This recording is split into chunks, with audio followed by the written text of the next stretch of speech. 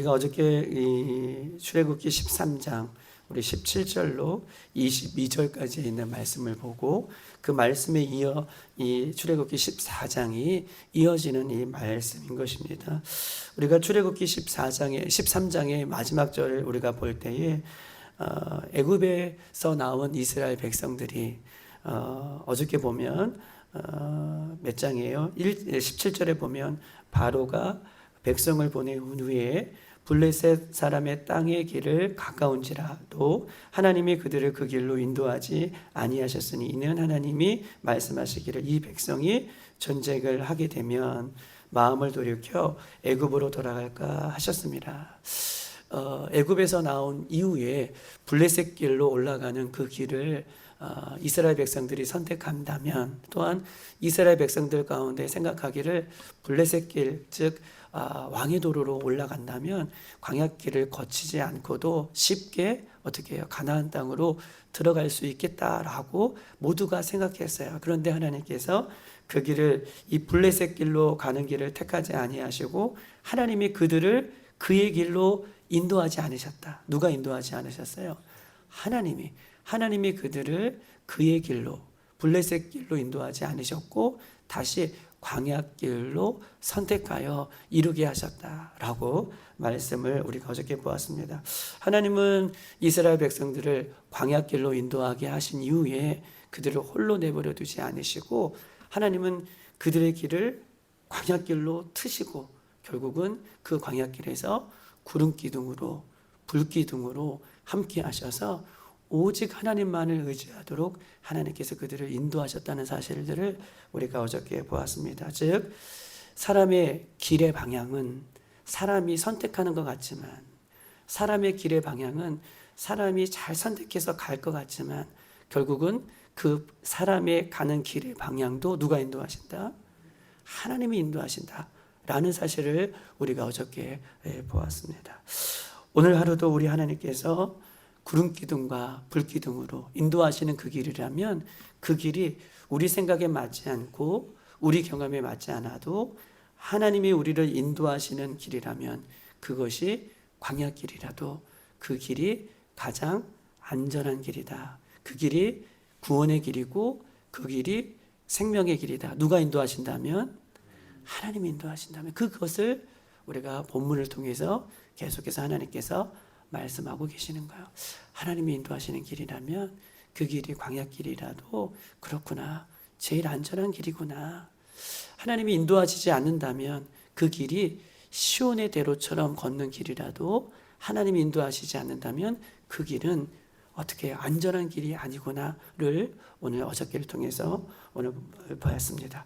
오늘 그 뒤를 이어 바로 이 14장이 이어지는 장면인데요. 자, 2절 한번 읽어볼까요? 2절 하나님께서 어떤 길로 또 인도하시는지 시작. 이스라엘 자손에게 명령하여 돌이켜 바다와 믹돌 사이에 비하 히롯 앞 곧 바알스본 맞은편 바닷가에 장막을 치게 하라.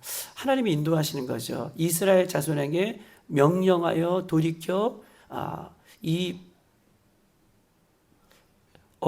비하 히롯 곧 바알스본 맞은편 바닷가에 장막을 치라 라고 얘기하고 계셔요. 여러분, 사랑하는 여러분 한번 보세요. 이스라엘 백성들에게 명령하시는 분이 누구세요? 하나님이시죠. 지금 모세가 야 우리가 이렇게 가자, 우리가 마음을 합쳐서 이렇게 가자, 이렇게 좀 지형의 이름이 좀 어려운 곳, 즉 홍해바다 앞까지 온 거예요. 이것을 다른 말로 뭐 비하히돗, 그 다음에 뭐 바알스본 맞은편 이렇게 얘기하고 있지만 쉬운 편으로 보면 다시 홍해바다를 우리가 건너갔잖아요. 이스라엘 백성들이 애굽에서 나온 이후에. 그런데 애굽에서 나온 이후에 광야길을 하나님께서 인도하셨는데 하나님께서 그 광야길로 인도하시다가 다시 그 방향을 틀어 어딜 길로 인도하시는 거예요? 홍해바다, 그 건너왔던 홍해바다 앞에 장막을 치게 하신 것이라 라고 이렇게 이야기를 하고 있는 것입니다. 여러분 보십시다. 왜 하나님은 비하히롯 곧 바알스본 맞은편 홍해바닷가 앞에 장막을 치라고 말씀하신 이유가 뭘까요? 여러분 한 13장 20절 한번 볼까요? 13장 20절 다 같이 한번 볼까요? 어저께 읽었던 거 13장 20절 시작. 그들이 숫곳을 떠나서 광야 끝 에담의 장막을 치니. 여러분 보세요. 광야 끝 어디예요? 광야 끝 20절에 보면 에담의 장막을 쳤다. 여러분 광야 끝 에담은 이 에담이라는 이 광야의 끝에서 보면 참 희한해요. 가나안 땅에 약속의 땅이 곧 보이는 광야의 끝이에요. 그러니까 하나님께서 구름 기둥과 불 기둥으로 함께 하셔서 이 블레셋 길로 인도하지 아니하고 결국은 하나님께서 어디까지 인도하시는 거예요? 광야의 끝 지점까지 온 거예요. 그럼 이스라엘 백성들 가운데에는 나름대로 생각하길 우리가 다 왔다. 하나님 인도하심 따라 걸어갔더니 하나님의 인도하심을 받아서 여기까지 왔더니 이제 광야 끝까지 왔구나 라고 하는 안도감이 들었을 거예요. 이 오늘 본문의 에담이라는 것은 광야 끝 지점이기 때문에 그래요. 20절에. 그런데 하나님께서 다시 그 끝 지점에서 어디로 돌려요? 홍해 바다의 앞까지 다시 왔던 원 지점으로 광야에 시작했던 홍해 바다를 건너서 광야를 시작했던 그 원 지점까지 다시 하나님께서 이르게 하셨고 또 백성들은 그곳에 장막을 치게 되었다라고 얘기하는 것입니다. 여러분 이해되셨죠? 블레셋길로 가기를 원했는데 하나님 그 방향을 틀어서 광야길로 인도하시고 광야길로 인도하시는 것 가운데 끝 지점까지 왔는데 다시 하나님 방향을 틀어서 다시 홍해바다 건너는 그 지점까지 오게 하신 하나님이시다. 하나님이 그렇게 인도하셨다면 거기에는 분명히 하나님의 뜻이 있어요. 하나님의 분명한 뜻이 있어요. 우리는 알지 못하지만 그 광야 속에 있는 이스라엘 백성들은 알지 못하지만 분명한 뜻이 있기 때문에 다시 홍해바다 앞지점까지 오게 되었다라고 하는 것입니다. 하나님이 하나님의 백성들을 이끄신 방향은 여러분 보세요. 하나님이 하나님의 백성들을 이끄시는 방향은 어떤 방향일까요? 하나님이 하나님의 백성들을 이끄시는 방향은 언제나 구원의 방향이에요. 하나님이 이스라엘 백성들을 구원하시는 분이시기 때문에 그래요. 하나님이 하나님의 백성들을 이끄시는 방향은 힘듦이 아니라 어려움이 아니라 사망의 음침한 골짜기가 아니라 하나님이 이끄시는 방향은 우리를 구원하시는 구원의 방향으로 이끄시는 것을 성경은 우리에게 말씀하고 있는 것입니다. 사랑하는 여러분, 구원의 과정을 걷고 있는 우리들도 구원의 길을 걷고 있는 우리들도 늘 내 생각대로 내가 원하는 대로 늘 구원의 길이 형통한 길이 아니라는 거예요. 구원의 길은 내가 원하는 대로 내가 생각하는 대로 구원의 길은 형통한 길이 아니에요. 예수님께서 구원의 길을 우리에게 선물해 주시기 위하여 십자가를 지고 구원의 길을 걸어가셨던 그 길은 결코 우리가 생각하는 꽃길이 아닙니다. 하나님이 이끄시는 구원의 길은 형통하고 내 생각대로 편한 길이 아니라 하나님이 이끄시지만 언제든지 그 길은 때로는 어려운 길에 설 수 있다라는 것을 우리에게 말씀하고 있는 것입니다. 백성들의 생각은 이제 광야 끝 에담 지역에 왔으니 가나안 땅에 곧 들어가기를 원했지만 그러나 하나님의 생각은 광야 끝에서 다시 돌려 홍해 앞바다로 거기에 장막을 치게 하시는 이유가 오늘 본문 속에 잘 나와 있다라고 하는 것입니다. 사랑하는 여러분, 중요한 것은 구원의 과정에서 시시때때로 불현듯 만나게 되는 수많은 어려움들을 만날 수 있습니다. 그러나 그것은 하나님을 더욱더 의지하게 하려고 하는 하나님의 뜻이 있다. 구원의 과정에서 때로는 돌아서기도 하고 어려움을 만나기도 하고 다시 되돌아가게 하는 이 모든 과정 속에서는 하나님의 백성들을 더 나만 의지하게 하시기 위한 하나님의 구원의 방법인 것을 오늘 꼭 기억하셨으면 좋겠습니다. 3절 한번 읽어볼까요? 왜 그 길로 가게 하셨는지 시작. 바로가 이스라엘 자손에 대하여 말하기를 그들이 그 땅에서 멀리 떠나 광야에 갇힌 바 되었다 하리라. 이스라엘 백성들이 안 보일 때는 이제 끝났구나 라고 지금 바로가 생각했을 거예요. 그렇죠? 이스라엘 백성들이 광야 끝 지점에 갔을 때 안 보이잖아요. 광야 끝지점에 갔을 때에는 바로가 아무 생각이 없었어요. 그런데 이스라엘 백성들이 다시 자기 앞으로 오는 것을 봤어요? 못 봤어요? 봤어요. 아, 얘네들 광야를 못 벗어나는구나. 얘네들 내 눈앞에 또 다시 오는구나. 바로의 마음이 어땠을까요? 강팍하게 됐어요. 그 강팍하게 되게 하시는 마음을 누가 주신 거예요? 그렇죠. 하나님이 주셨다 그래요. 4절 한번 읽어볼까요? 시작. 내가 바로의 마음을 완악하게 한즉 바로가 그들의 뒤를 따르리니 내가 그와 그 온 군대로 말미암아 영광을 얻어 애굽 사람들이 나를 여호와인 줄을 알게 하리라 하심에 무리가 그대로 행하리라 라고 이야기하고 있는 것입니다. 이런 보세요. 다시 바로의 마음을 완악하게 하셨어요. 그리고 바로의 군대가 어떻게 해요? 이스라엘 백성들, 이 홍해바다 앞에 장막을 치고 있는 이스라엘 백성들은 어떻게 해요? 이제 바로의 군대가 치러 왔을 때에 결국 하나님이 이스라엘 백성들도 그렇고 애굽에 있는 사람들도 그렇고 그들을 다시 무찔러 주심으로 이스라엘 백성들에게는 자기의 힘으로 무찌릅니까? 아니죠.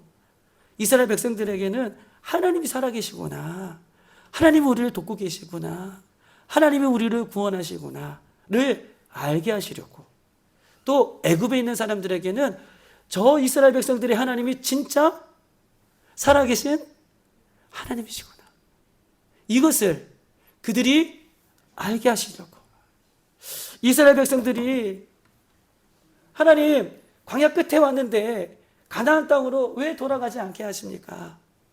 이렇게 불평불만할 수 있을지라도 다시 홍해바다 앞에서 봐라, 너희들을 이끄는 나는 살아계신 하나님이고 너희를 구원하는 하나님이시다.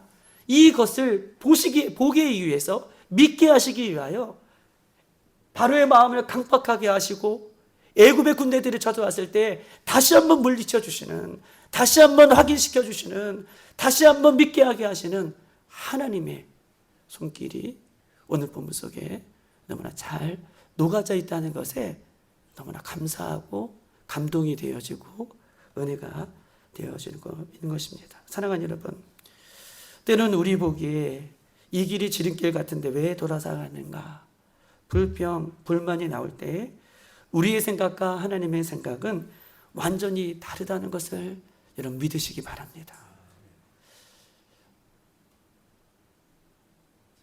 왜 그럴까? 왜 이런 일이 일어날까? 라고 이런 순간들이 왔을 때 우리의 생각과 하나님의 생각은 완전히 다르시구나. 이사야 55장 8절에서 9절 이렇게 써 있습니다. 이는 내 생각이 너희 생각과 다르며 내 길은 너희 길과 다름이라. 이는 하늘이 땅보다 높음 같이 내 길은 너희 길보다 높으며 내 생각은 너희 생각보다 높다.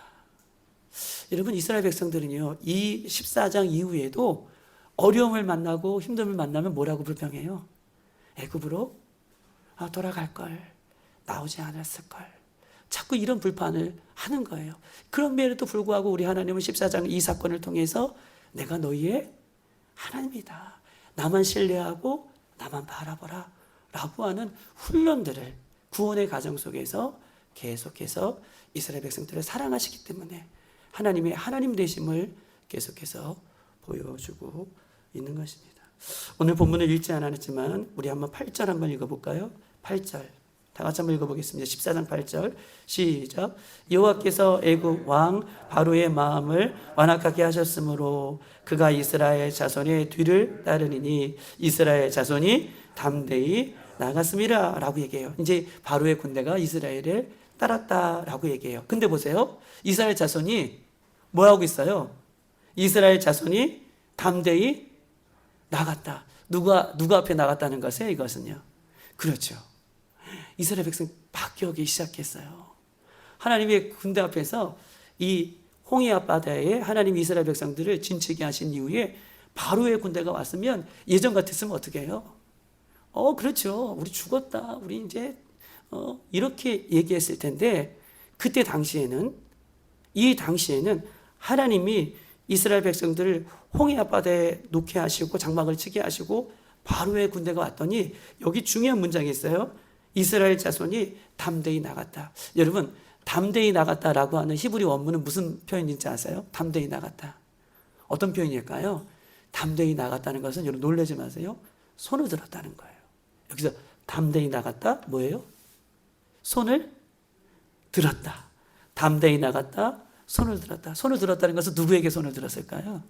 그렇죠. 하나님 앞에 손을 들었다는 거예요. 여러분, 손 들었다는 무슨 표현일까요? 그렇죠. 하나님 앞에 이들이 바뀌기 시작했어요. 얼마나 감사하지 몰라요.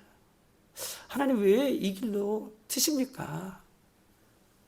어려운 가운데 있는데 그러나 홍해 앞바다에서 하나님이 하나님 되심을 말씀해 주시고 바로의 군대가 쳐들어왔을 때 이스라엘 백성들이 죽음 앞에서도 바로의 군대가 쳐들어오는 그런 위기 속에서도 손을 들고 하나님 앞에 기도했다 라고 본문은 우리에게 한 가지의 정답을 우리에게 말씀하고 있는 것입니다. 사랑하는 여러분, 기도하면 됩니다. 손을 들면 됩니다.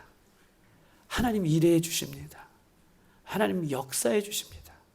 그런 하나님이라는 것을 오늘 본문을 통해서 우리에게 이야기하고 있는 것입니다. 사랑하는 여러분, 오늘 우리 앞에 나는 왜 홍해바다로 하나님 우리를 인도하시는가 라고 하는 어려움들이 있다면 여러분 그 홍해바다에서 우리 한번 두 손을 높이 들고 하나님 앞에 기도하십시다. 그러면 하나님이 바로의 군대를 다 물리쳐 주시는 그 역사를 우리가 그 현장 속에서 우리가 보게 될 것임을 성경 우리에게 약속하고 있는 것입니다. 하나님은 우리 백성들을 한순간도 놓지 않으십니다.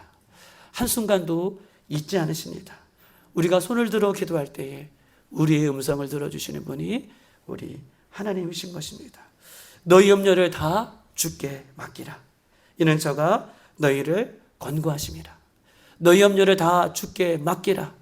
이는 주님이 하나님이 우리를 권고하시고 이끌어 주시는 분이심을 성경 우리에게 이야기하고 있는 것입니다. 사랑하는 여러분, 우리는 나쁜 것만 죄라고 생각해요. 우리는 나쁜 것만 죄라고 생각합니다. 그런데 두려움, 원망, 근심, 걱정, 이것도 죄에서부터 출발하는 거예요. 하나님을 신뢰하지 못하는 죄에서 출발하는 거예요. 우리는 나쁜 것만 죄라고 생각하는데 두려움, 원망, 근심, 걱정, 이거는 하나님을 신뢰하지 못하는 것에서 나오는 거예요. 여러분에게 늘 강조하고 있는 것처럼 염려의 반대는 뭐예요? 염려의 반대는 안 염려가 아니라 염려의 반대는 뭐예요? 기도예요. 염려의 반대는 기도입니다. 기도할 때에 우리에게 하나님께서 그 두 손을 높이 드는 승리의 기쁨을 우리에게 주실 줄 믿고 오늘 꼭 이 말씀 붙들고 오늘 하루도 승리할 수 있는 저와 여러분 되시기를 주님의 이름으로 축복합니다. 이 시간 다